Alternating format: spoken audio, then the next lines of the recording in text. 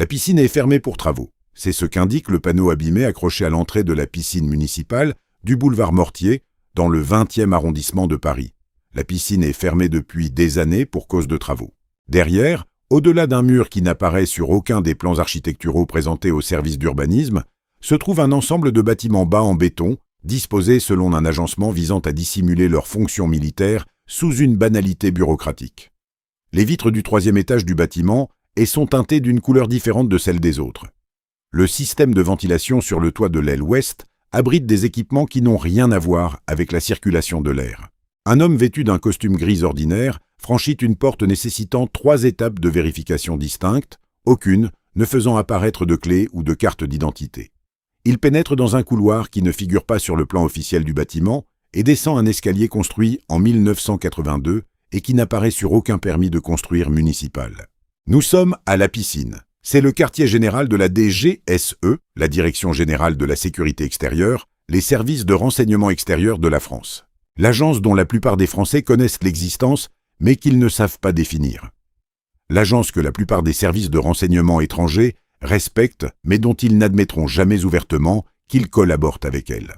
L'agence qui renverse des gouvernements en Afrique, sabote des programmes nucléaires au Moyen-Orient, coule un navire civil dans un port néo-zélandais, élimine des cibles sur 4 continents et opère avec un niveau d'autonomie et d'agressivité qui fait passer la CIA pour modéré en comparaison. Personne ne dit un mot sur la DGSE. C'est exactement ça le problème. C'est à vie, à tous les échelons. Niveau 1, candidat. Personne ne t'a envoyé d'offre d'emploi. Pas d'annonce, pas de formulaire de candidature en ligne, pas de stand au salon de l'emploi. Tu as été sélectionné, ils t'ont repéré. La DGSE entretient un réseau qu'elle appelle correspondants d'honneur au sein des universités françaises, de l'armée, des écoles d'ingénieurs et des instituts de formation diplomatique. Des professeurs qui n'ont jamais signé de contrat de travail avec l'agence, mais qui repèrent discrètement des étudiants possédant certaines qualités. Des aptitudes linguistiques exceptionnelles, une grande résistance psychologique, la capacité de fonctionner seul pendant de longues périodes sans le soutien social dont la plupart des gens ont besoin pour préserver leur équilibre émotionnel, une tolérance à l'ambiguïté morale qui ne bascule ni dans le nihilisme ni dans l'intransigeance. Au fait, je t'invite à rejoindre ma chaîne pour ce genre de vidéo. Bienvenue d'avance. Tu t'es fait remarquer lors de ta 3e année à Sciences Po. Ta thèse en relations internationales portait sur la politique d'intervention française en Afrique subsaharienne et contenait des analyses qui démontraient non seulement une compétence académique, mais aussi une qualité particulière recherchée par les évaluateurs.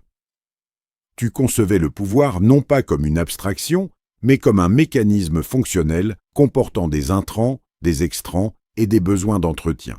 Une femme appartenant à une organisation qu'elle qualifiait simplement d'unité relevant du ministère de la Défense t'a contacté par l'intermédiaire de ton directeur de thèse. Elle ne t'a pas convoqué à un entretien, mais à une conversation informelle. Cette conversation s'est déroulée pendant 3 heures dans un café situé tout près du Jardin du Luxembourg. Elle t'a interrogé sur ton enfance à Lyon, sur ta relation avec ton père, qui travaillait à Électricité de France et se rendait parfois en Afrique de l'Ouest, ainsi que sur ta capacité à supporter la solitude pendant les 18 mois que tu as passés au Sénégal dans le cadre d'une bourse de recherche. Elle t'a demandé si tu avais déjà entretenu un mensonge important pendant plus de 6 mois. Il t'a demandé si tu pouvais imaginer une situation où le fait de faire du mal à quelqu'un que tu commençais vraiment à aimer pourrait être justifié par un objectif plus grand que cette relation. Tu as répondu honnêtement, car quelque chose dans son attitude te donnait le sentiment que la supercherie serait découverte et que tout prendrait fin immédiatement. Il t'a remercié et est parti sans te donner de nom, de carte de visite, ni aucun moyen de le contacter. 5 mois se sont écoulés. Une lettre est arrivée à l'adresse de ta famille à Lyon. L'en-tête indiquait « Ministère des Armées ». Le contenu disait « Présente-toi à cette date à cette adresse dans la banlieue parisienne. N'en parle à personne ». La procédure de contrôle de sécurité dure 6 mois et touche tous les aspects de ta vie. Les membres de ta famille sont passés au crible jusqu'à tes grands-parents. Ils examinent ta situation financière, tes antécédents de voyage, tes communications numériques, tes relations amoureuses, passées et actuelles. Ils s'entretiennent personnellement avec des personnes de différentes périodes de ta vie. Tes professeurs de lycée, tes colocataires à l'université, le propriétaire de ce restaurant à Dakar où tu dînais 3 soirs par semaine pendant ta bourse. Tu subis des évaluations psychologiques en 4 séances avec 2 psychologues différents qui te posent des questions conçues pour mettre en évidence des contradictions et qui se recoupent. Ils passent un test polygraphique. Même si les services français n'ont jamais officiellement reconnu utiliser la technologie du polygraphe et que le technicien qui réalise le test parle de « entretien physiologique » plutôt que de « détecteur de mensonges ». La différence n'est que dans les mots, pas dans la sueur des paumes. Tu es pris. La DGSE évalue 1200 personnes chaque année. Moins de 80 d'entre elles sont admises à la formation opérationnelle. Tu fais partie de ces 80. Niveau 2, stagiaire. Le centre de formation s'appelle le Centre parachutiste d'entraînement aux opérations maritimes, à Quiberon, une péninsule isolée de Bretagne, où les falaises de granit embrassent l'Atlantique et où le vent fait office d'instructeur supplémentaire. La formation complémentaire se déroule dans la vallée de la Loire, tout près de Sercotte, dans un centre secret qui, sur le papier, appartient à l'armée mais qui est en réalité géré par la direction de la formation de la DGSE. Le groupe compte 24 personnes, dont 16 termineront le programme. Les autres seront orientés vers des postes analytiques ou techniques au sein de l'agence ou retourneront à la vie civile avec un accord de confidentialité et la recommandation formelle de ne jamais évoquer ce qu'ils ont vu pendant leur semaine de formation. Les services secrets français forment leurs agents différemment de leurs homologues anglo-saxons. La DGSE est issue du BCRA, le service de renseignement des forces françaises libres, qui a opéré pendant la Seconde Guerre mondiale dans un contexte de véritable menace existentielle. Les agents ont été parachutés sur le territoire français occupé, sachant pertinemment que leur capture signifierait la torture et la mort. La culture organisationnelle héritée de ses racines repose sur une philosophie singulière. On vous forme au pire, car le pire n'est pas théorique. Il s'est produit. Il est arrivé aux personnes qui ont bâti cette institution. Le premier module est extrêmement exigeant sur le plan physique. Même si vous donnez une image civile, vous faites en réalité partie d'un service militaire. La DGSE ne dépend pas du ministère de l'Intérieur, mais directement du ministère des Armées. Et son effectif opérationnel comprend une part importante de personnel militaire issu de toutes les branches des forces armées françaises. Tu cours, tu nages en pleine mer, tu suis une formation de parachutisme, y compris en chute libre militaire à partir d'altitudes nécessitant un apport d'oxygène. Tu suis un entraînement au combat rapproché avec des instructeurs ayant servi dans les commandos marins et le premier régiment de parachutistes marins. La méthodologie de combat est efficace et impitoyable, typiquement française dans sa préférence pour l'action décisive plutôt que pour les conflits de longue durée. Le deuxième module est consacré aux compétences en renseignement. Vous apprendrez à créer et à préserver une identité capable de résister à l'examen minutieux des services de renseignement adverses. La DGSE appelle cela votre légende. Elle est élaborée avec la minutie d'un faussaire de talent capable de produire un tableau destiné à tromper des experts qui savent exactement ce qu'ils doivent rechercher. Vous apprendrez la filature et la contre-filature. Vous apprendrez les livraisons en point mort, les contacts de passage et les points de repère.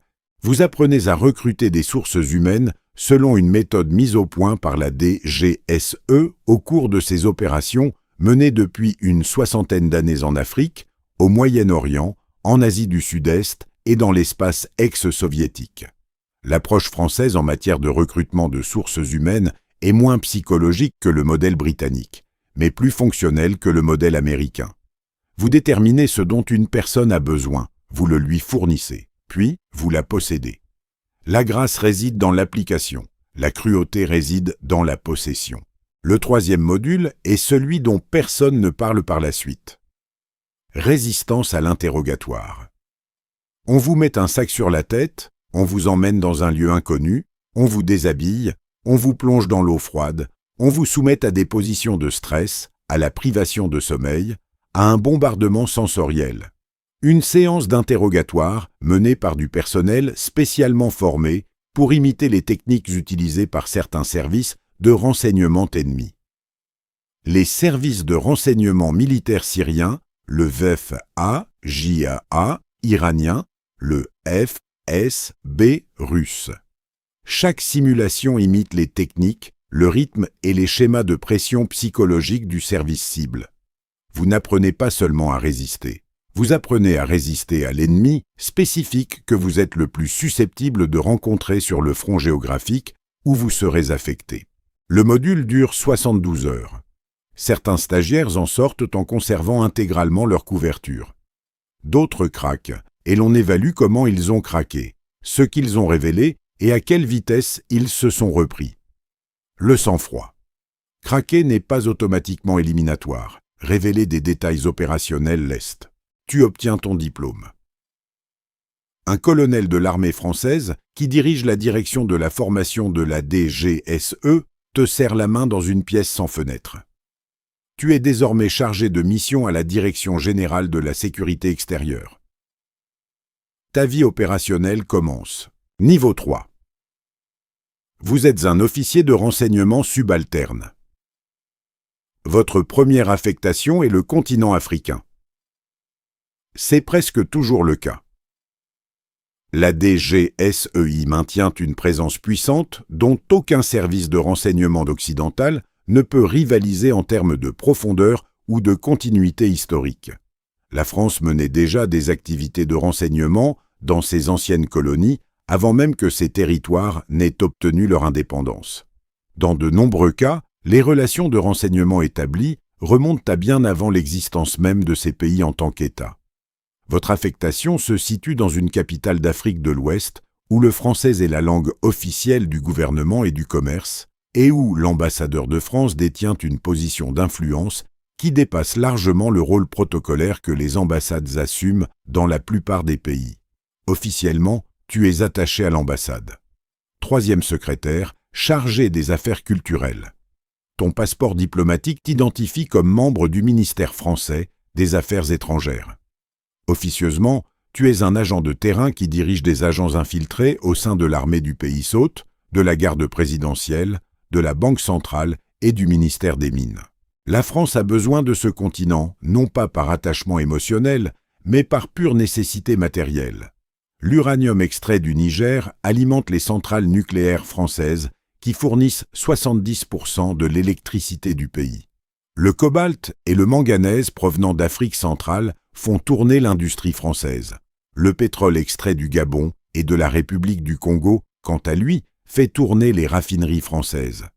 La mission de la DGSE en Afrique est de veiller à ce que ces chaînes d'approvisionnement ne soient pas interrompues par l'instabilité politique, l'expansion commerciale de la Chine, l'intervention paramilitaire russe ou toute autre force susceptible de détourner les ressources africaines des intérêts français. Tu es l'instrument d'une doctrine de politique étrangère que Paris présente publiquement comme un partenariat, mais qu'il met en œuvre en privé comme un contrôle. Le premier agent est un colonel de la garde présidentielle. Sa motivation est financière. Son salaire est de 400 $ par mois. Tu lui en verses 3000. Il fournit des rapports détaillés sur les dispositifs de sécurité du président, son agenda de déplacement, ses entretiens privés avec des délégations étrangères et les dynamiques de pouvoir interne d'un régime que la politique française a décidé de soutenir pour l'instant, mais qu'elle pourrait décider de changer si les conditions évoluent. Tu transmets les rapports de renseignement via une ligne sécurisée qui aboutit à une unité de la direction du renseignement appelée la piscine. Dans cette unité, des analystes traitent les données provenant de stations situées aux 4 coins du monde. Un niveau de confidentialité est attribué à vos rapports, qui sont ensuite transmis aux destinataires concernés au sein du gouvernement français. Certains parviennent jusqu'au bureau du président. Vous ne saurez jamais lesquels. Vous ne recevez jamais de retour d'information. Vous ne vous rendez compte de votre erreur que si vous êtes rappelé. Niveau 4. Agent de terrain chevronné. 3 affectations, 9 ans exactement. Tu as été en Afrique à 2 reprises et tu as effectué une mission au Moyen-Orient. Tu parles un arabe courant, acquis au cours des 2 années que tu as passées dans un pays où les services de renseignement locaux te surveillaient en permanence, et où la détection de tes itinéraires de contournement prenait 4 heures avant chaque rendez-vous opérationnel. Tu as recruté 17 agents dans 3 pays. 2 d'entre eux ont été démasqués. L'un a été arrêté par les services de sécurité intérieure et a passé 4 ans en cellule avant qu'un accord diplomatique discret ne permette sa libération. Il a été réinstallé en France sous une nouvelle identité et a reçu un salaire versé par la DGSE à partir d'un fonds qui n'apparaît dans aucun budget présenté au Parlement français. L'autre a eu moins de chance. Il a été repéré par une unité de contre-espionnage qui surveillait ses communications à l'aide d'une technologie vendue par un sous-traitant européen de la défense comptant des Français parmi ses actionnaires. Oui, moi aussi je trouve ça choquant. Il a été jugé par un tribunal militaire qui n'a pas autorisé la présence d'un observateur et condamné à 20 ans de prison. Tu as appris la sentence par un télégramme secret reçu un mardi matin alors que tu mangeais un croissant à ton bureau. Tu as posé le croissant, tu n'as pas pu le finir.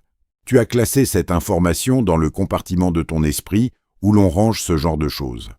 Et tu as poursuivi ta journée opérationnelle, car la DGSE ne s'arrête pas pour des pertes individuelles. La machine continue, elle continue toujours. Niveau 5. Opérateur de la division Action. Tu as été transféré à la division Action. C'est la branche des opérations paramilitaires et secrètes de la DGSE. C'est l'élément le plus secret de l'agence la plus secrète de la République française. La division Action est principalement composée de militaires issus des unités d'élite des forces armées françaises. Les commandos marins, le 1er régiment de parachutistes de marine, le 13e régiment de parachutistes Dragon, les unités de commandos aéroportés. D'ailleurs, j'ai également partagé une vidéo sur les commandos marins. Si cela t'intéresse, tu peux y accéder via les cartes ci-dessus.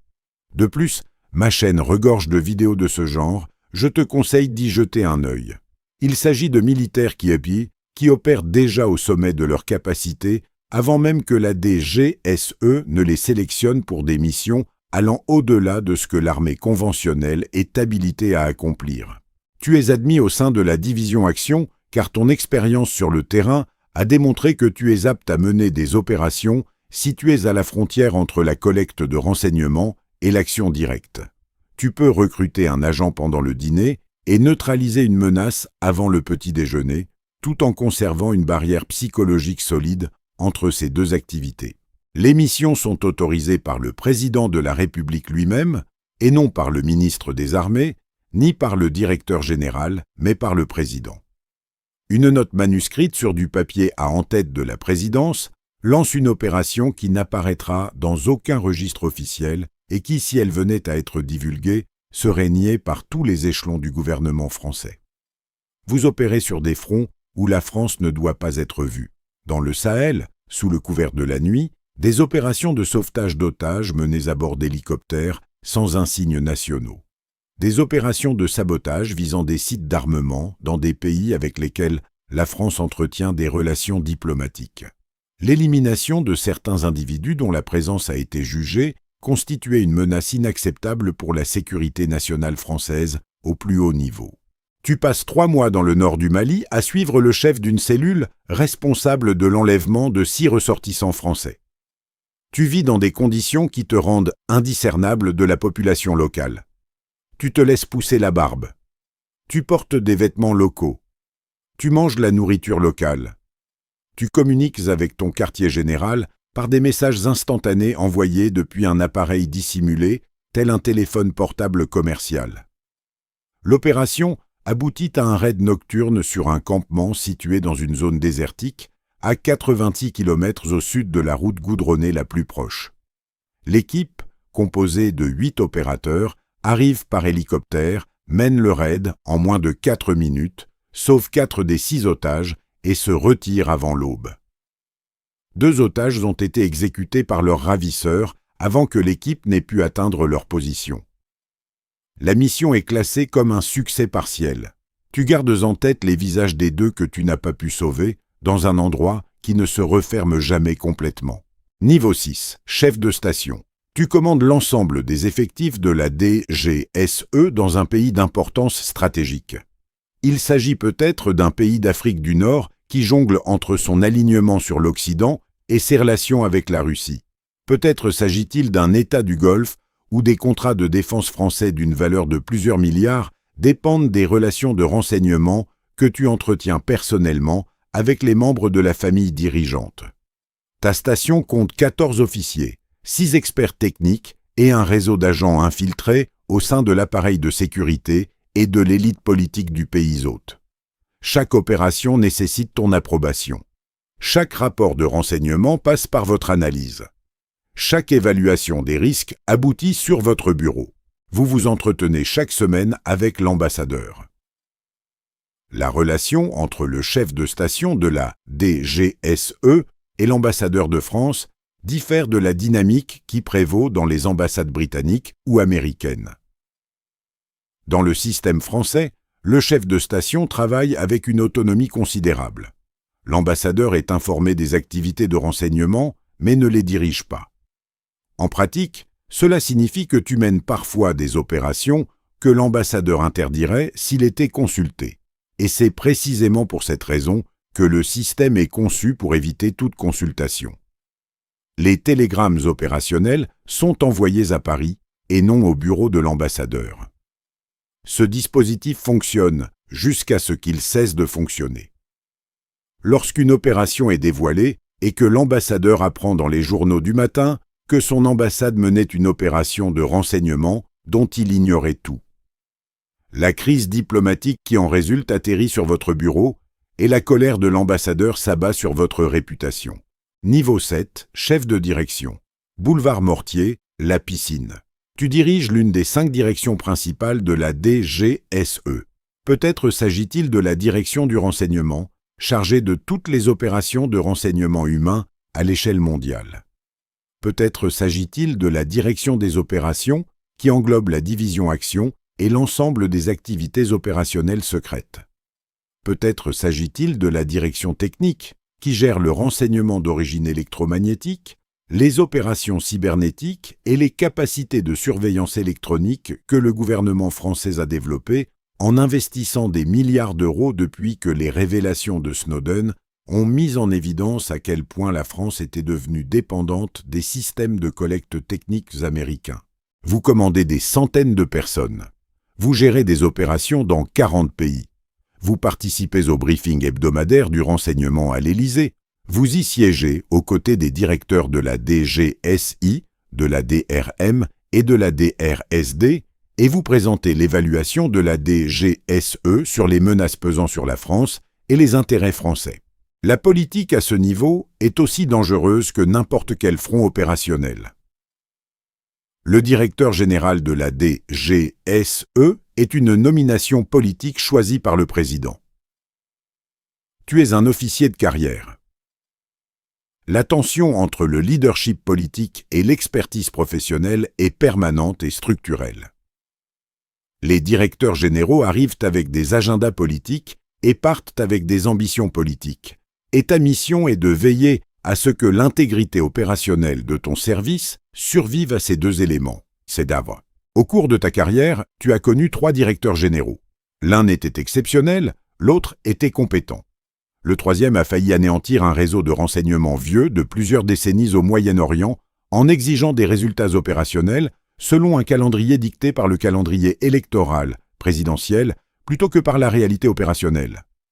En ralentissant la directive par les voies de bureaucratiques, tu as évité les dégâts jusqu'à ce que les élections soient mieux passées et que la pression politique se dissipe. Cet acte d'autoprotection institutionnelle serait qualifié de désobéissance dans n'importe quel contexte militaire. À la DGSE, on parle de jugement professionnel. La distinction est importante. Niveau 8, directeur général adjoint. Vous êtes le responsable opérationnel du service. Le directeur général gère les relations politiques avec l'Élysée et le ministère de la Défense. Vous gérez tout le reste. Chaque service, chaque station, chaque opération, chaque analyste, chaque système technique, chaque ligne budgétaire. La DGSE emploie environ 7000 personnes. Leurs résultats collectifs, les renseignements qu'ils produisent, les opérations qu'ils mènent, les relations qu'ils entretiennent relèvent de votre autorité. Vous participez aux réunions du Conseil national de sécurité. Tu assureras la coordination avec les chefs des services de renseignement alliés. Tu t'envoleras pour Washington pour rencontrer le directeur adjoint de la CIA, pour Londres pour rencontrer le directeur adjoint du SIS, et pour Berlin pour rencontrer la direction du BND. Tu partageras les renseignements de manière sélective. Les relations de renseignement de la France sont fonctionnelles. Tu feras valoir ce qui sert les intérêts français et tu cacheras ce qui ne les sert pas. Et la définition des intérêts français est mise à jour chaque semaine en fonction de calculs politiques issus de l'Élysée selon un système conçu pour isoler les décisions opérationnelles de toute ingérence politique tout en garantissant que les résultats opérationnels servent les objectifs politiques. La contradiction est permanente, vous la gérez, car la gestion des contradictions est la compétence fondamentale des hauts responsables du renseignement. Niveau 9, directeur général. Directeur général de la sécurité extérieure. Tu as été nommé par le président de la République française lors d'une réunion de 20 minutes à l'Élysée qui a changé le cours des services de renseignement français pendant toute la durée de ton mandat. Depuis 1940, depuis qu'un groupe d'officiers français libres à Londres a décidé qu'une nation occupée par une armée étrangère avait toujours besoin d'un service de renseignement, tu es à la tête d'une institution qui n'a cessé d'exister sous divers noms et structures. Peut-être plus que jamais. La DGSE a hérité de leur ADN institutionnel, la volonté de prendre des risques jugés inacceptables par d'autres services, la préférence pour l'action plutôt que pour l'analyse lorsque les deux s'opposent. La conviction que la position de la France dans le monde ne repose pas uniquement sur la puissance militaire, mais aussi sur la capacité à s'immiscer dans les interstices entre la diplomatie et la guerre, pour lesquels le renseignement est le seul outil approprié. Tu briefes le président en personne, parfois une fois par semaine, parfois quotidiennement en cas de crise. Tu t'assois face à l'homme le plus puissant de la République française et tu lui présentes des analyses susceptibles de contredire ses hypothèses, de remettre en cause ses politiques ou de compliquer ses calculs politiques. Votre valeur dépend entièrement de votre volonté de présenter des réalités qui ne sont pas toujours bien accueillies. Un directeur général qui ne dit au président que ce qu'il veut entendre devient inutile en quelques mois, car le président peut obtenir des scénarios rassurants auprès d'un nombre illimité de conseillers qui n'ont rien d'autre à offrir qu'un manque de courage ou de connaissances. Tu apportes ce que personne d'autre ne peut fournir. La réalité non filtrée recueillie par des officiers qui risquent leur vie pour l'obtenir. Ton mandat sera défini par des décisions dont le public n'aura jamais connaissance. Des opérations autorisées qui ont empêché des attaques. Des opérations autorisées qui ont conduit à des conséquences que tu n'avais pas prévues. Des opérations dont tu as refusé l'autorisation parce que le risque dépassait la valeur du renseignement. Et certains de ces refus te hanteront, car les menaces que tu as choisi de ne pas traiter n'ont pas disparu simplement parce que tu as décidé de ne pas agir contre elles. Certaines ont pris de l'ampleur. D'autres se sont transformées en événements qui ont fait la une des journaux, causé des pertes et donné lieu à des enquêtes parlementaires. Lors de ces enquêtes, tu as expliqué ton raisonnement à des élus assis derrière une porte close qui jugeaient tes décisions avec le recul que tu n'as jamais eu. Tu quittes la piscine pour la dernière fois, un après-midi comme les autres. Le bâtiment continue de fonctionner. La piscine de l'autre côté de la rue reste fermée pour cause d'entretien. L'enseigne n'a pas changé. À première vue, rien n'a changé. Les opérations se poursuivent dans les capitales africaines, les chambres d'hôtel du Moyen-Orient, les villes européennes et les couloirs numériques silencieux où la direction technique mène une guerre qui ne fait pas de bruit, ne produit pas de fumée et ne laisse aucune preuve susceptible de résister à une enquête judiciaire. Les officiers continuent de recruter des agents, de créer des légendes et de vivre sous des noms qui ne sont pas les leurs, dans des pays où la vérité, si elle venait à être révélée, les conduirait en prison. Les opérateurs de la division Action continuent d'être déployés pour des missions autorisées par des notes manuscrites de la présidence, détruites une fois l'opération terminée. La machine continue de fonctionner car elle a été conçue pour cela, et le monde qui a créé ce besoin n'est pas devenu plus sûr, plus simple ou plus indulgent depuis 1940. Quelque part dans un amphithéâtre universitaire, à Paris, à Lyon ou à Bordeaux, un étudiant rédige un mémoire sur la politique étrangère française. Un professeur, qui n'a jamais signé de contrat avec la DGSE, le lit attentivement, à la recherche de certaines qualités dans l'analyse. Pas de l'éclat, ni de la conformité idéologique, mais quelque chose de plus difficile à nommer. La volonté de voir le monde, non pas comme un ensemble de principes, mais comme un système de forces. L'aisance d'une complexité qui ne nécessite pas de solution. un esprit capable de tenir en même temps deux réalités contradictoires, sans se réfugier dans le faux confort de préférer l'une à l'autre. Le professeur note le nom de l'étudiant. Une lettre est rédigée. Un coup de fil est passé. Dans 6 mois, une femme apparaîtra dans un café, commandera un café et posera des questions silencieuses qui redirigeront le cours d'une vie qui, jusqu'à cet instant, croyait se diriger vers un destin prévisible. L'étudiant ne connaît pas le campus du boulevard Mortier, le panneau à l'entrée de la piscine, ni le centre de formation sur la côte bretonne où l'Atlantique dispense des leçons que les formateurs n'ont pas besoin de répéter. L'étudiant ignore les légendes qui engloutissent les identités réelles, les agents que l'on possède et non ceux que l'on partage, les notes présidentielles écrites à l'encre puis détruites au feu, ou encore les visages transportés dans le recoin de l'esprit qui ne se referment jamais complètement. L'étudiant rédige une thèse. La thèse est lue. Le cycle n'a pas de début visible, car il a été conçu ainsi. Il n'a pas non plus de fin. La piscine est toujours fermée pour travaux. Le travail en coulisses ne s'arrête jamais.